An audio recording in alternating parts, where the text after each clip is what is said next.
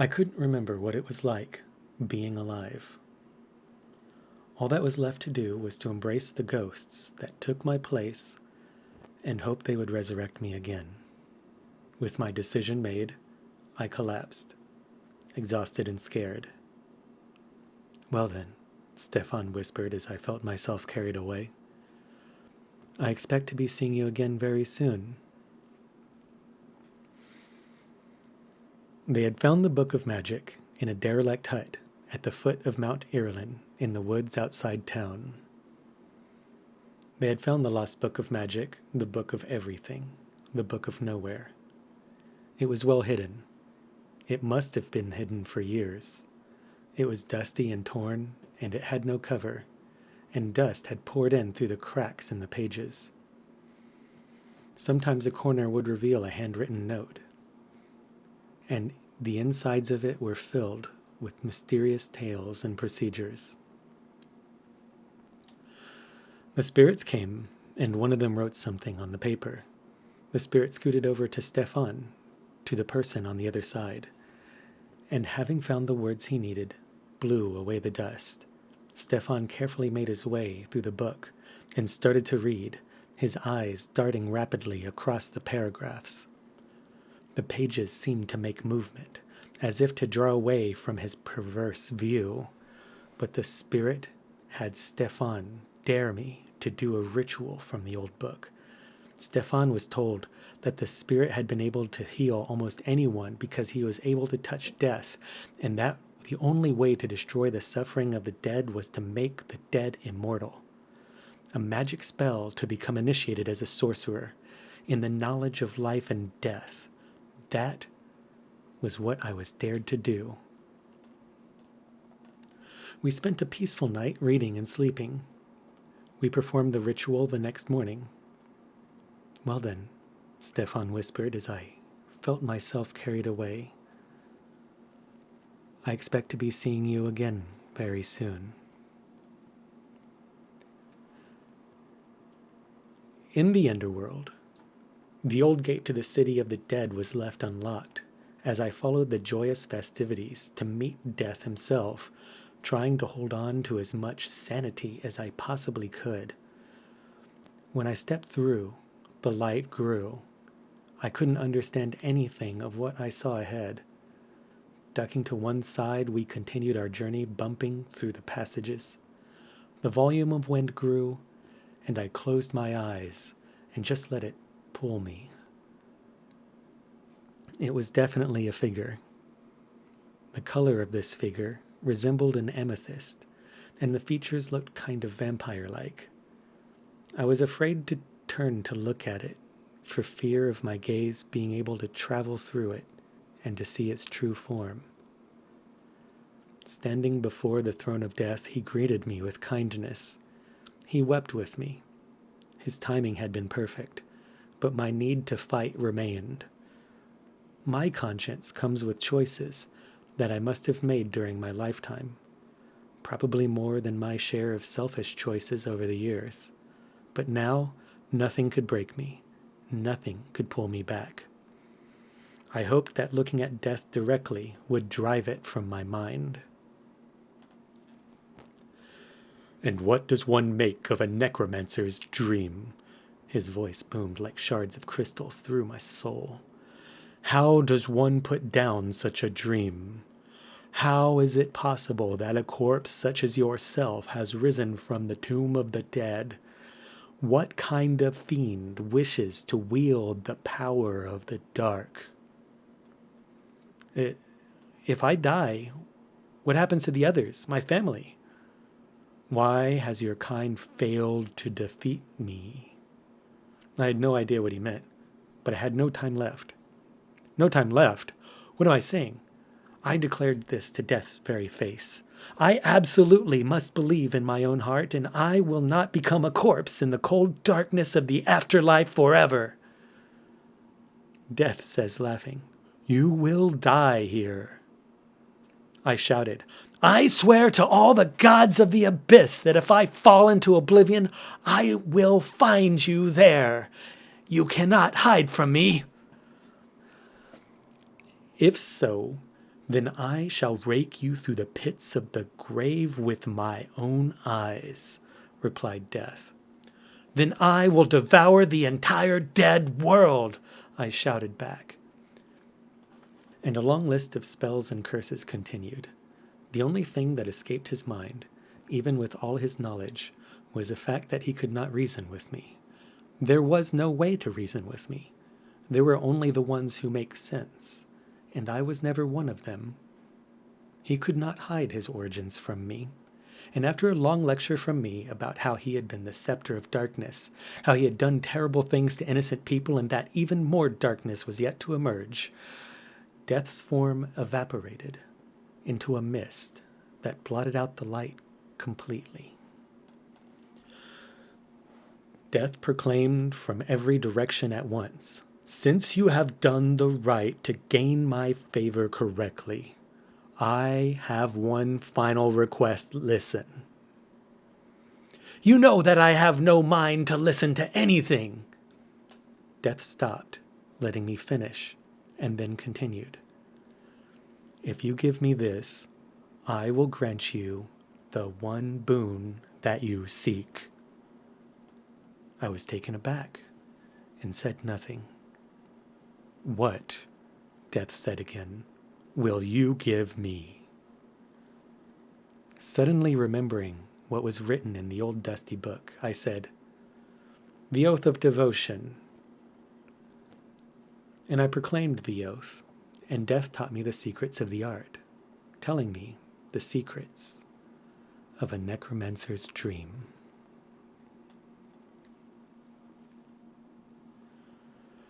When Stefan had dared me to do the spell in the old book for necromancy and death, he had drained some of the glory from his heart and turned it into magic in his hands. A tiny whisper spoke from the darkness at my feet. Stefan whispered, "My friend, are you still alive?" I turned in the direction of the voice. The feeling hit me again, stronger than before. I saw invisible spirits rising out of the fallen stones of the hut as I felt the light rising within me. I felt the life inside my spirit, and I brought it back, leading the spirits to resurrect me. Finally, I stood upright once more, standing in the place where the spirits had appeared to inhabit my body.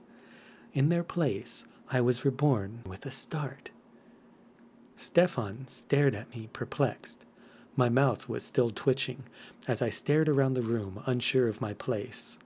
While Stefan feared that I was indeed evil, my revival was proof of a resurrection. I couldn't tell which spirits I had to thank for that. A necromancer's dream is to make sure his undead followers' souls rest in peace. Doom, horror, and the necromancer. The great horror we fear most is the one that haunts the dead, death. Necromancy allows the human necromancer to achieve a small degree of immortality. All necromancers are mortal, but they carry the same passion, to ensure that humankind survives. He is the master of the craft, and not all necromancers are evil. This is because to be evil means to use death to destroy the world. But what does a mortal do when his life becomes meaningless? A necromancer deals with this tragedy in multiple ways. Anyway, life itself is torment for the soul. In fact, all necromancers possess a small portion of soul power that must be channeled to do their work. The human necromancer can use this power to heal his wounds or raise the dead.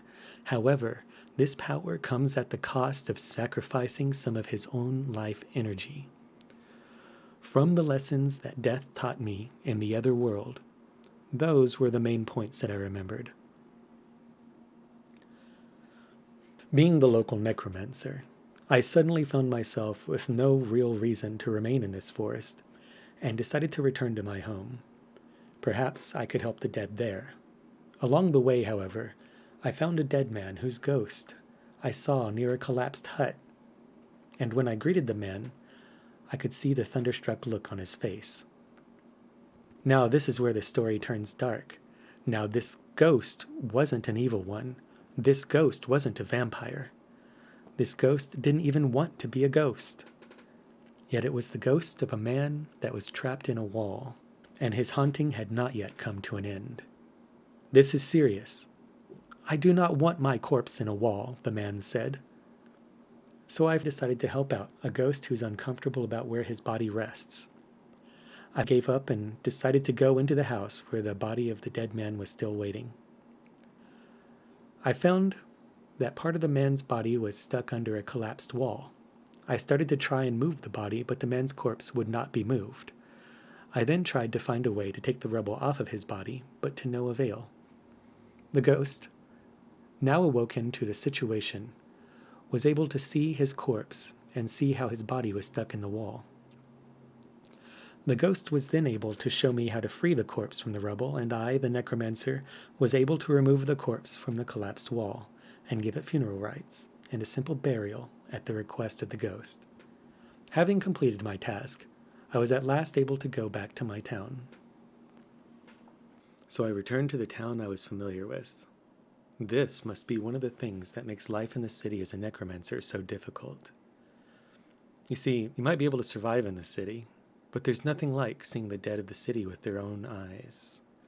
The sounds they made as they died, and knowing the full scope of death that surrounds every living creature. I found an abandoned school near Taverton. There were only a few skeletons in the area, but I was able to find 3 in one day. And this is just one example of the places I'd visited in Taverton. There are plenty of other places to explore.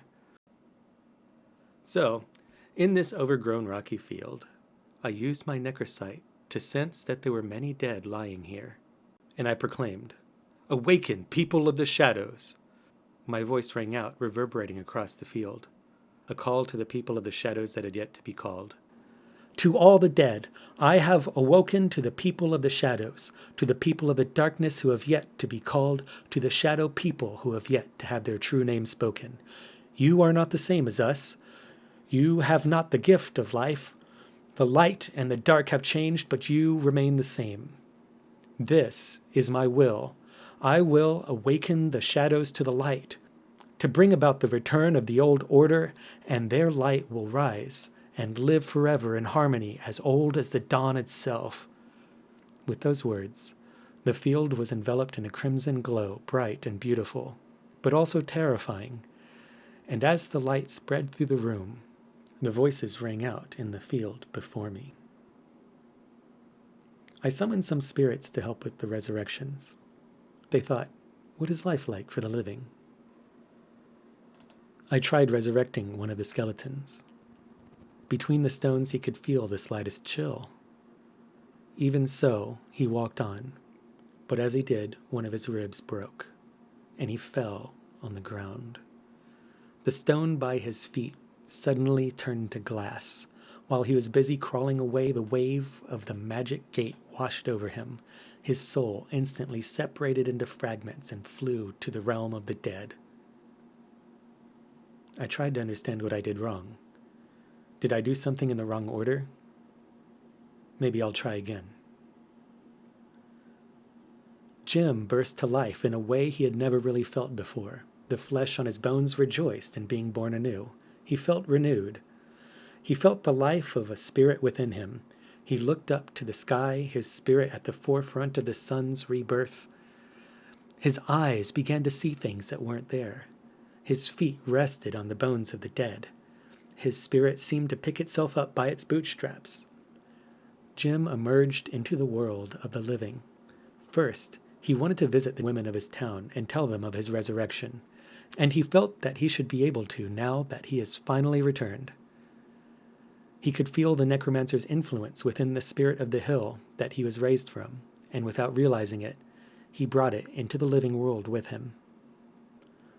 That one went okay, I said to myself. Kathy pushed her braids away, stretching her arms into the air. The bones in her back popped in and out of their sockets, leaving gaps that sagged in between like folded paper. Her eyes closed, but the bones in her back pushed the breath from her chest, and the darkness went on. Her heart beat a muffled tempo, almost unrecognizable, but it still beat. The girl screamed. That one doesn't look good. It kind of worked, though. Let me try again, I thought. To be brought back from the dead was an unusual feeling for Grace, and she knew it was unique. She had left her body, and it had been resurrected, but it didn't feel right to her.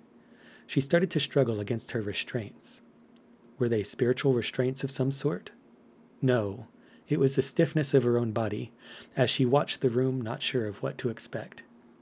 She had no idea where to go or what to do, but somehow she felt different. Meanwhile, she was looking out through the creature's eyes. They showed her where she was, and then the room and Grace's body. She looked down at her hands and legs. They were weak, and the muscles weak. Her muscles moved in jagged twitches. Her face was still there, but the muscles were not. Her skin was grayish-white, and there was nothing but a puddle of goo on the floor. Grace tried to look at her arms, but they were stiff and drawn up, and her body was trying to go back to sleep.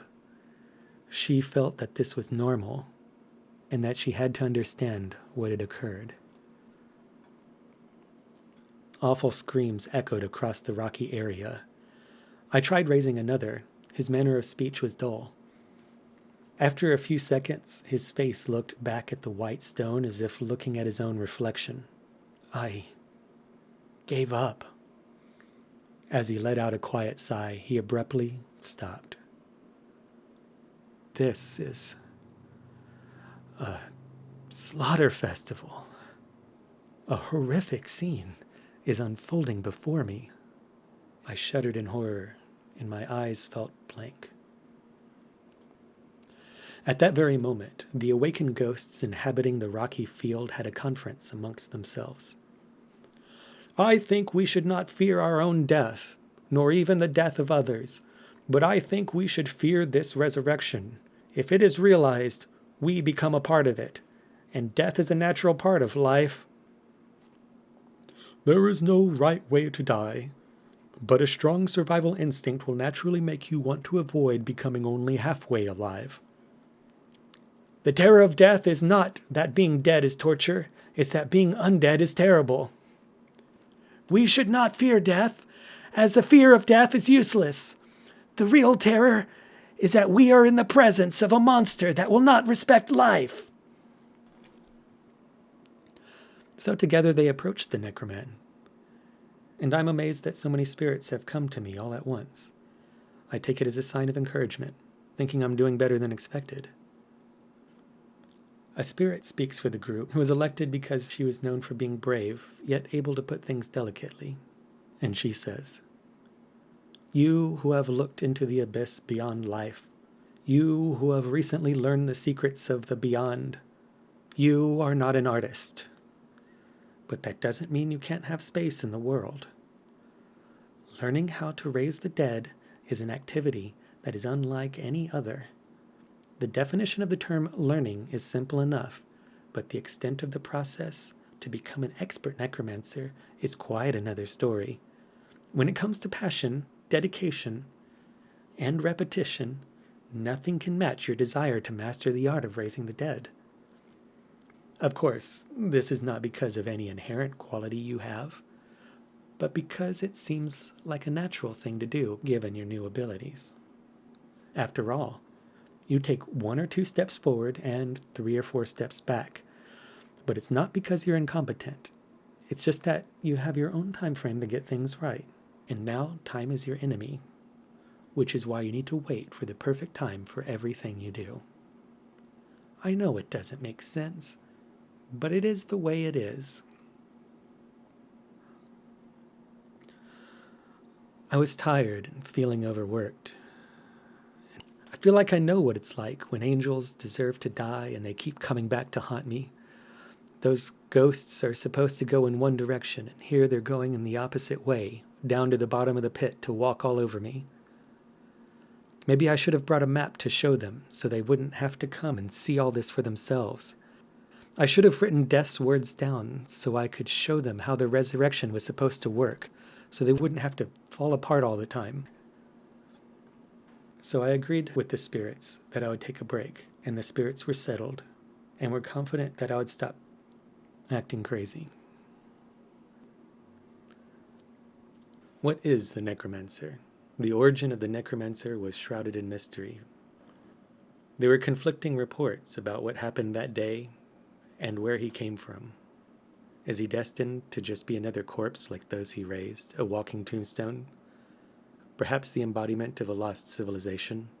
Is he destined to become an object of hatred and vengeance, a symbol of all that is wrong and evil? Or can the Necromancer learn to rise again? Go, go, go, go, go, go, go, go, go!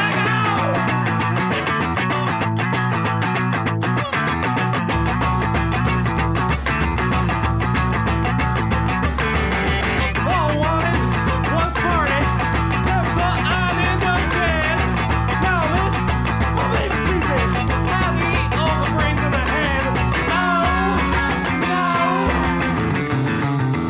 Prince Gary, oh, no.